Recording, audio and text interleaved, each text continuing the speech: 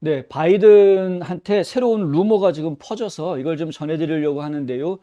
그러니까 커멀라 해리스 부통령을 대법관으로 해가지고 대법원으로 보내려고 한다라는 소문이 지금 돌고 있습니다. 이 소문이 처음 시작된 것은 한 몇 달 전부터라고 합니다.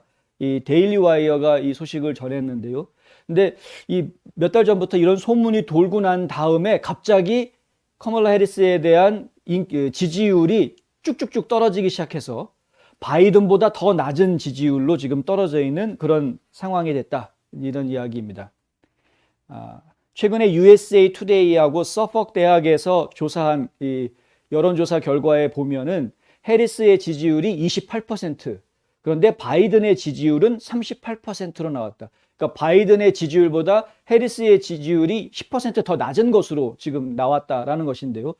일단 38%, 28%라는 그 숫자 자체도 충격적으로 낮은 것이기도 하지만, 하지만은 부통령에 대해서 더 나쁜 감정을 갖는다라는 게 쉬운 일이 아닙니다. 역대 대통령들을 잘 보셔서 아시겠지만 아마 대통령보다 부통령이 더 인기가 없는 경우는 저희가 기억하기에는 아마 딕 체니 정도 때 아닐까라는 생각을 좀 하는데, 공화당에 체니 부통령이 있었다면 민주당에는 해리스 부통령이 있다, 이런 말이 나올 정도가 지금 된 상황이 아니냐, 뭐 이런 정도까지 지금 이야기가 될 수 있겠습니다. 이 소문은 좀 더 구체적으로 발전하기 시작하고 있는데, 아직까지는 소문입니다만, 근데 어떻게 발전하고 있느냐, 해리스를 내몰고 새로운 부통령을 뽑아야 되겠다라고 바이든이 고민하기 시작했다. 어우, 우리는 이 할아버지가 치매에 걸렸을까봐 걱정을 하고 있었는데요. 그런데 이 할아버지는 치매에 걸린 사람 치고는 아주 분명한 판단의식을 가지고 있었던 것 같습니다. 해리스가 계속 일을 망가뜨리고 있구나라고 생각했던 것이죠. 그러니까 이 사람을 좀 기자들이 관심을 좀 덜 갖는, 접촉이 좀 덜한 저 대법원으로 보내고, 원래 판사 출신이니까 너 대법관 해, 보내줄게. 그리고 새로운 부통령을 뽑아서 이 지금 어떻게 추락하고 있는 이 지지율을 좀 만회하는, 반전을 기하는 하나의 묘수로 지금 생각을 했다라는 것입니다. 소문입니다. 소문인데, 우파 쪽에서 그 보수 진영에서 이런 소문이 나오는 것은 저희는 좀 이해할 수 있는데, CNN도 비슷한 이야기를 보도를 했다.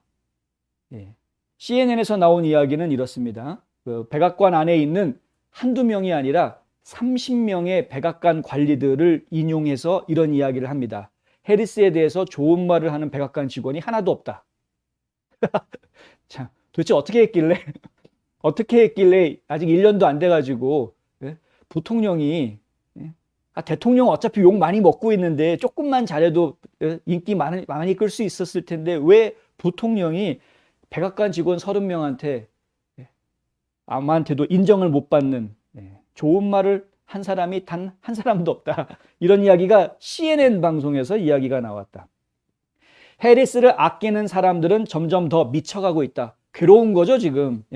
그들이 화가 날 때 어떤 이들은 그녀의 실질적인 작업 부정을 조롱하는 최근의 소문을 이야기한다, 이겁니다. 하나는 백악관이 카멀라 해리스에게 이메일이 올 경우에 대비해서 하루 종일 컴퓨터 앞에 앉아 있으라고 촉구한다라는 제목이 하나가 떠 있습니다. 이게 뭐냐면 그들은 우울할 때 바이든이 그녀를 대법원의 공석에 임명함으로써 그녀를 대신하려고 할지도 모른다는 에런 소킨 스타일의 소문을 맹비난하고 있다. 이 이야기를 들은 한 사람에 따르면 그 대화는 이미 바이든의 궤도 최고 수준에 도달했다. 이 소문이 돌고 돌아서 드디어 바이든의 최측근까지 이 소문이 지금 전달이 되어져 있다라는 이야기입니다.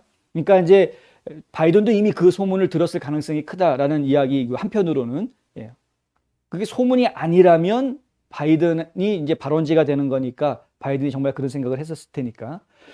근데 이거는 어디까지나 그냥 뻥치는 거 아니냐라고 이해할 수 있는 부분이 있다는 거죠. 이게 이런 소문이 나옴으로 인해서 카멀라 해리스 부통령의 입지를 약화시키려고 하는 카멀라 해리스의 반대파들의 어떤 그 음해성, 네거티브 소문이 아니냐라고 이야기할 수도 있다는 겁니다. 근거는 없지만 스리슬쩍 그렇지 않을까라고 해가지고 나중에 사실이 밝혀지면 아니었으면 말고라는 식으로 이제 넘어가려고 한다라는 것이죠. 그런데 두 번째 이야기가 나옵니다. 두 번째 이야기가 뭐냐면,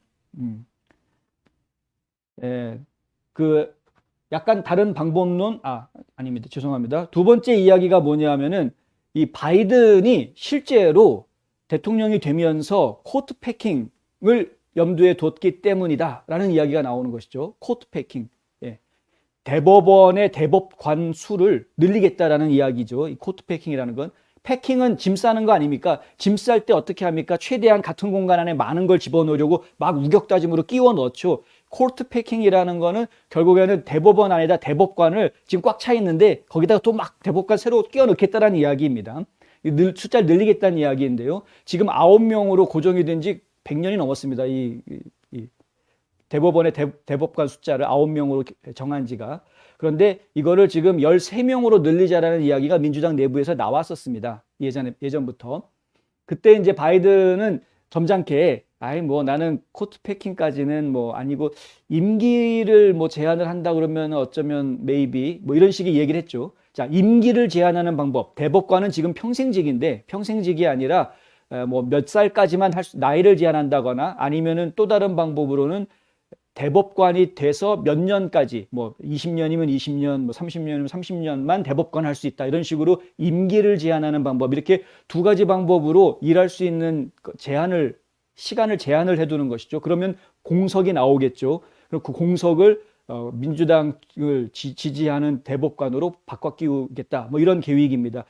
그러니까 이제 이 코트 패킹에 대한 계획이 진지하게 이야기가 되면서 실제로 바이든은 이 대법원을 개혁하기 위한 위원회를 하나 조직을 하고요. 30명이 넘는 전문가들을 모아서 위원회가 연구 보고서를 내게끔 그렇게 했죠. 그 연구 보고서가 조만간에 나올 예정입니다. 근데 이 연구 보고서가 나오게 되면은 1차 예비 연구 보고서가 나온 거에는 대법관 수를 늘리는 거는 좋지 않다라는 이제 이야기들이 지금 더 많이 나와 있긴 합니다만은 어쨌든 수를 더 늘리는 방식이든 아니면 기존 대법관의 임기를 제한해 가지고 현재 있는 대법관들 중에서 나이가 많거나 대법관을 오래 한 사람들을 내몰고 그 빈자리에다가 지금 해리스를 집어넣으려고 하는 그런 생각을 했다는 것이죠. 소문으로는.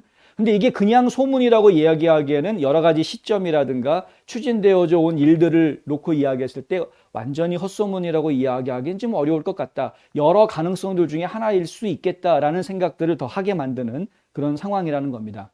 워낙에 해리스가 지금 부통령으로서의 역할을 제대로 못하고 있으니까 어디 맨날 가가지고 바보처럼 막 웃기나 하고 그냥 뭐 이 손짓도 막 이런 손짓하고 이상하게 하지 않습니까? 지금 부통령 맞나라는 생각이 들 정도로. 어쨌든 그래서 저희가 조만간에 역사에 보기 드문 부통령이 중간에 잘리는 다른 데로 옮겨가고 새로운 부통령이 중간에 껴들어오는 역사에서 보기 아주 드문 일을 저희가 볼지도 모르겠다. 뭐 이런 소문이 좀 돌고 있다라는 이야기 정도 전해드립니다.